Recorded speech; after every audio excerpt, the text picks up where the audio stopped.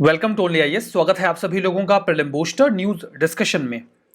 आज 14 मई 2022 है, तो आइए देख लेते हैं कि ऐसे कौन से इंपॉर्टेंट आर्टिकल्स हैं जो आज हमें कवर करने हैं।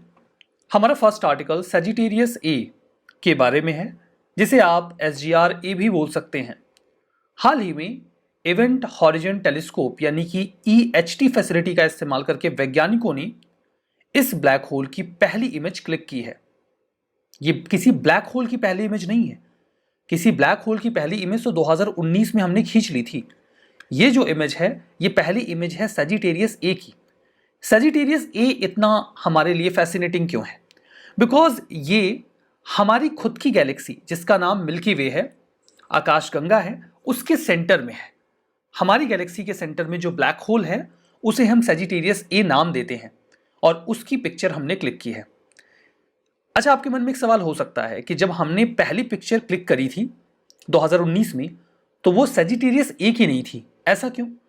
मतलब ये हमारी गैलेक्सी का है एक ब्लैक होल, तो ऑब्वियसली नज़दीक होगा, तो हमें इसकी पिक्चर पहले क्लिक करनी चाहिए थी।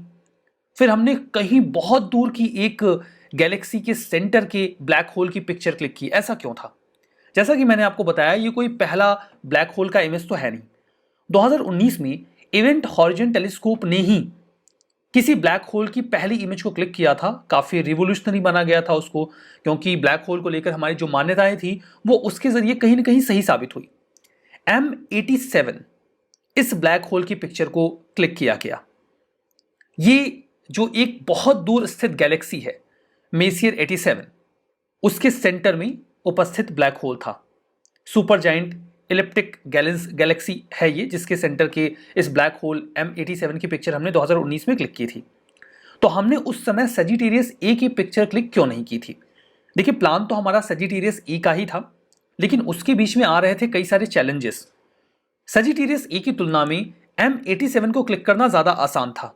इसका रीज़न क्या है? इसका बेसिक कारण तो ये है कि जो सेजिटेरियस ए है ये साइज में छोटा है कंपैरिजन टू M87। M87 बहुत ज्यादा बड़ा, मतलब 1000 टाइम ज्यादा बड़ा है M87 comparison to Sagittarius A. हालांकि वो बहुत दूर है, लेकिन चूंकि इसका साइज उतना बड़ा है कि वो देखने में विजिबिलिटी के पॉइंट ऑफ व्यू से SGR ए से ज्यादा बड़ा दिख रहा था, तो उसको क्लिक करना इजी था।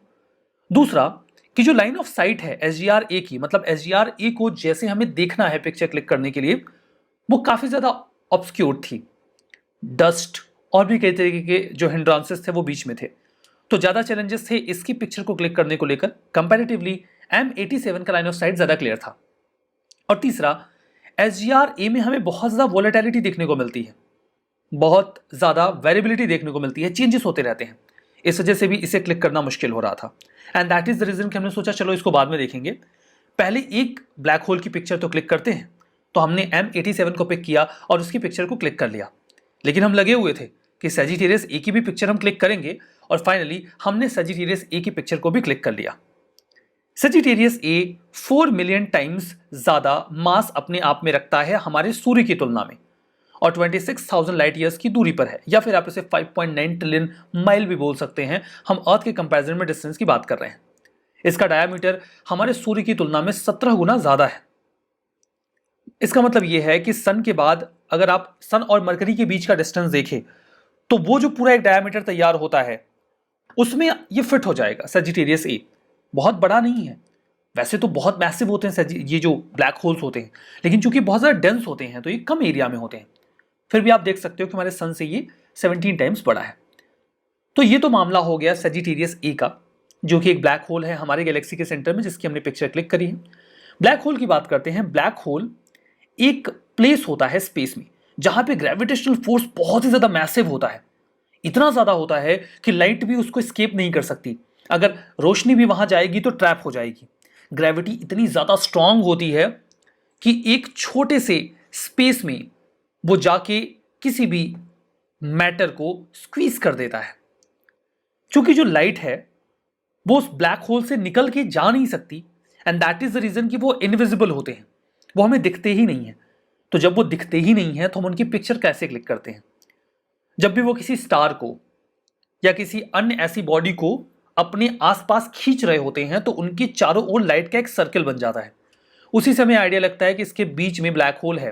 तो एक्चुअली में जो हमें पिक्चर मिलती है, जैसे कि इस ब्लैक होल की हमें पिक्चर मिल रही है, तो ब्लैक होल तो यहाँ सेंटर में है ना, इसके चारों ओर तो वो लाइट है जो ये इसे अपनी ओर खींच रहा है।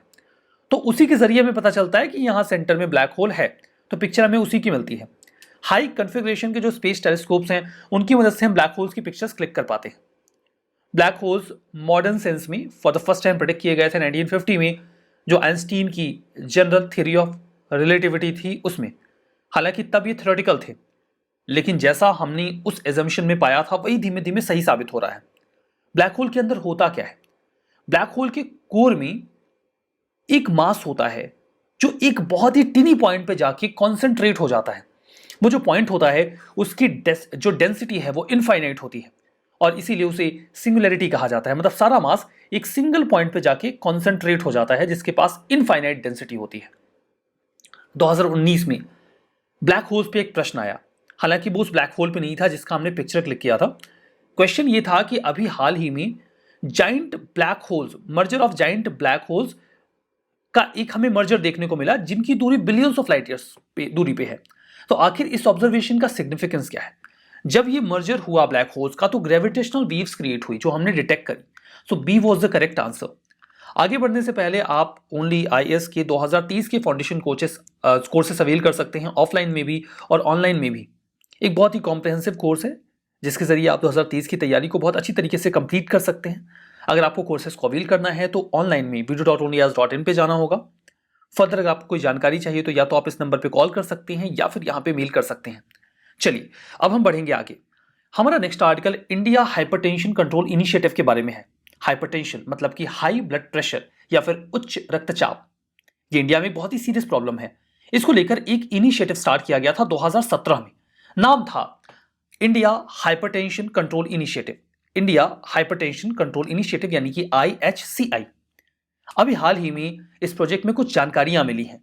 जानकारी के मुताबिक लगभग 23% जो पॉपुलेशन है, जो 2.1 मिलियन हो जाएगी, वो अनकंट्रोल्ड ब्लड प्रेशर की प्रॉब्लम फेस कर रहे हैं। इस प्रोग्राम को नवंबर 2017 में लॉन्च किया गया था। मल्टी पार्टनर इनिशिएटिव है, कई सारे लोग शामिल हैं जैसे कि यूनियन हेल्थ मिनिस्ट्री, ICMR और वर्ल्ड हेल्थ ऑर्गेनाइजेशन WHO। इसका ऑब्जेक्टिव है एक बेसिक सा कि 2025 तक हमें 25% जो रेज्ड ब्लड प्रेशर है, हाई ब्लड प्रेशर है, उसे रोकना है, कम करना है। देखिए इंडिया ने कमिट किया है 25/25 गोल। क्या है ये गोल? 25/25 गोल में हमें 2025 तक 25% तक जो मोर्टेलिटी होती है, लोगों की जान जाती है नॉन कम्युनिकेबल डिसीज से, उसे रोकेंगे। नॉन कम्युनिकेबल डिसीज वही होती है जो छूने से नहीं फैलती, जैसे कि डायबिटीज हो गया, ब्लड प्रेशर हो गया, ये नॉन कम्युनिकेबल डिसीज में आ जाते हैं। इसके भीतर 9 वॉलंटरी टारगेट्स हैं, जिसमें एक ये है कि हमें 2025 तक 25% हाई ब्लड प्रेशर को भी कंट्रोल करना है, कम करना है। तो उसी दिशा में ये project India hypertension control initiative work कर रहा है। हाइपरटेंशन की प्रेवलेंस की बात करते हैं इंडिया में, तो भारत के जो दक्षिणी राज्य हैं वहां पे हाइपरटेंशन की प्रॉब्लम ज्यादा है। ये जो लेटेस्ट एडिशन आया है नेशनल फैमिली हेल्थ सर्वे का, उसके अकॉर्डिंग बात की जा रही है। 21.3% वुमेन और 24% मैन जिनकी उम्र 15 साल से अधिक है वो हाइपरटेंशन फेस कर रहे हैं।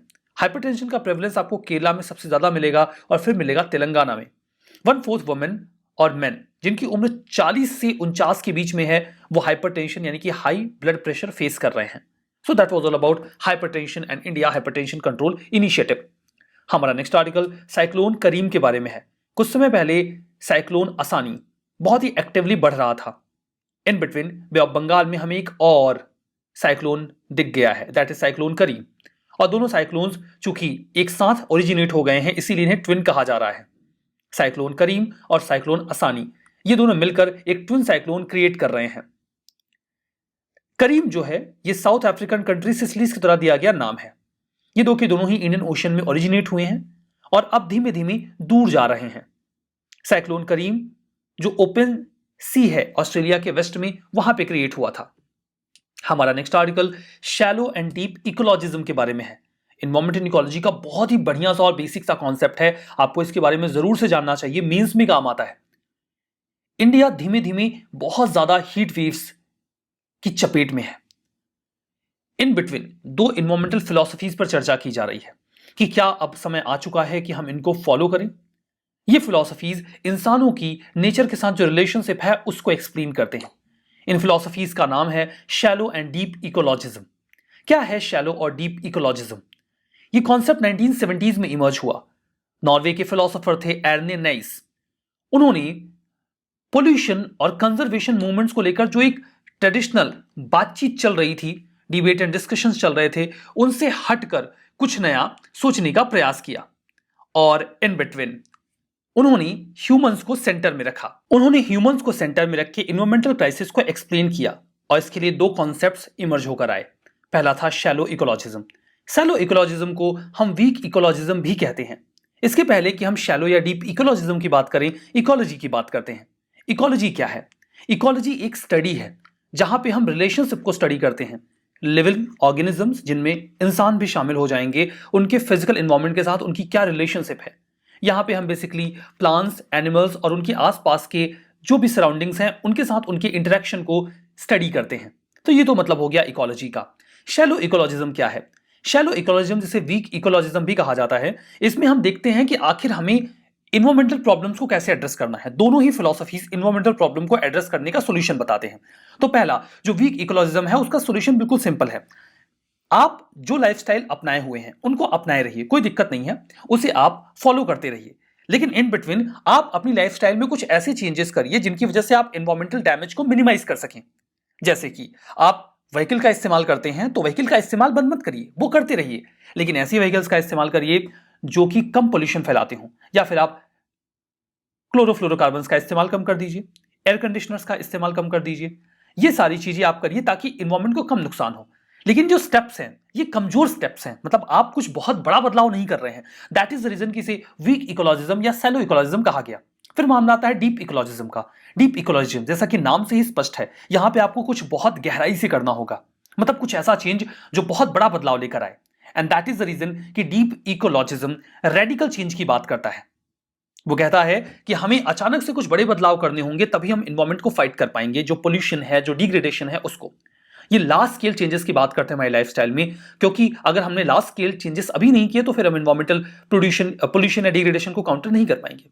2015 में देखिए एक प्रश्न आया था इकोसिस्टम। इकोसिस्टम का उन्होंने डिस्क्रिप्शन पूछा था हमसे और सही जवाब सी था, a community of organism together with environment in which they live. तो इस प्रकार के कई दफा साधारण प्रश्न भी पूछ लिए जाते हैं। हमारा next article skills of accommodation SOA के बारे में है। हाल ही में डिफेंस मिनिस्टर ने रिवाइज्ड एसओए 2022 डिफेंस सर्विसेज के लिए अप्रूव कर दिया है। शब्दों पे जाइए, स्किल्स ऑफ अकोमोडेशन। अकोमोडेशन का मतलब होता है कोई भी ऐसी जगह, कोई भी ऐसा इंफ्रा जो रहने के लिए इस्तेमाल किया जाता हो या फिर उससे संबंधित किसी भी एक्टिविटी के लिए। तो उनके कुछ स्किल्स होते हैं कि ये इंफ्रा किस तरीके से बनेगा, उसमें क्या बेसिक चीजों का ध्यान रखा जाएगा। तो उनके स्किल्स समय समय पर तैयार किए जाते हैं। पिछली बार जो स्किल अप्रूव किया गया था वो 2009 में अप्रूव किया गया था। और अभी ये जो स्किल्स हैं ये डिफाइन करते हैं कि किस प्रकार के कंस्ट्रक्शन को हम ऑथराइज करेंगे। तो यहां पर देखिए जो एसओए है वो डिफाइन करता है ऑथराइजेशन को। कंस्ट्रक्शन फैसिलिटीज जो operational, functional, training, administrative, living या रिक्रिएशन फैसिलिटीज हो सकती है, मतलब कोई भी बिल्डिंग जिसका इस्तेमाल इन सभी चीजों के लिए किया जाए डिफेंस सर्विसेज में। ये तीनों ही डिफेंस सर्विसेज पे एप्लीकेबल होता है, नेवी, आर्मी और एयरफोर्स। कोस्ट गार्ड भी इसमें शामिल होते हैं। जो रिवाइज्ड एसओए है ये कुछ नई यूनिट्स को संज्ञान में लेकर तैयार किया गया है कि अब जरूरतें बदल गई हैं, टेक्नोलॉजिकल फैसिलिटीज बढ़ गई हैं, ऑपरेशनल रेडीनेस की रिक्वायरमेंट ज्यादा है, थ्रेट्स ज्यादा है। इस हिसाब से हमें नए इंफ्रा चाहिए और इस नए इंफ्रा के लिए हमें जरूरत थी नए एसओए की।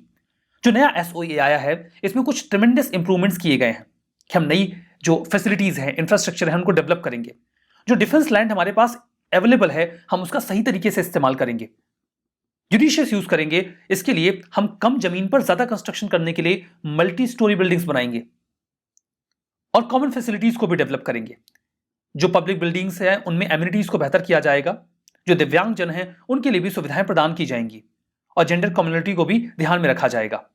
हमारा next article global annual to decadal climate update report के बारे में है। इसे हाल ही में रिलीज किया गया है। किसने रिलीज किया? WMO ने, वर्ल्ड मेट्रोलॉजिकल ऑर्गेनाइजेशन ने। जब वो एनुअल अपडेट तैयार करते हैं तो दुनिया भर में जो भी क्लाइमेट साइंटिस्ट हैं उनके बेस्ट प्रेडिक्शन सिस्टम और उनके एक्सपर्टीज का सहारा लेते हैं ताकि वो कुछ एक्शनेबल इंफॉर्मेशन तैयार कर सकें डिसीजन मेकर्स के लिए। इंडिया के लिए क्या निकल के आया? इंडिया के लिए ये निकल के आया कि आने वाले 4 सालों में इंडिया में जो टेम्परेचर होगा वो बिलो नॉर्मल होगा। थोड़ा अजीब लग रहा है ना, क्योंकि इस समय तो गर्मी कितनी ज्यादा पड़ रही है, मतलब हीट वेव्स का प्रकोप चल रहा है। इन बिटवीन कोई ऐसी फाइंडिंग आए जो कहे कि अगले 4 सालों में टेम्परेचर बिलो नॉर्मल रहेगा, तो पढ़ के तो अच्छा लग रहा है कि हाँ ऐसा हो तो बढ़िया है। खैर ऐसा कुछ दिखता अभी तो नजर नहीं आ रहा। और ये बिलो नॉर्मल टेम्परेचर के लिए कारण क्या बता रहे हैं, ये कह रहे हैं कि यहां पर रेनफॉल एक्टिविटी बढ़ेगी, हमें अबव नॉर्मल रेनफॉल मिलेगी, इसलिए टेम्परेचर गिरेगा। काश ऐसा हो। डब्ल्यूएमओ के बारे में बात करें तो इंटरगवर्नमेंटल ऑर्गेनाइजेशन है, 193 मेंबर्स हैं, यूएन की स्पेशलाइज्ड एजेंसी है। इंडिया डब्ल्यूएमओ का मेंबर है और इसका हेडक्वार्टर है स्विट्जरलैंड के जिनेवा में। रिवीजन करते हैं, सजिटेरियस ए एंटी टैंक मिसाइल है, नहीं ऐसा तो नहीं है, ये तो एक ब्लैक होल है ना, तो ये तो गलत हो गया। इंडिया हाइपरटेंशन कंट्रोल इनिशिएटिव 2025 तक 25% रिलेटिव रिडक्शन का प्लान है, that's true. WMO specialized agency नहीं है यूएन की, गलत है, स्पेशलाइज्ड एजेंसी है। डीप इकोलॉजिज्म ये बात करता है कि हमें रेडिकल चेंजेस लाने होंगे, ये सही है। तो हमारा आज का ये सेशन समाप्त होता है, उम्मीद करते हैं इससे आपको फायदा मिला होगा। That's all for now, thank you very much.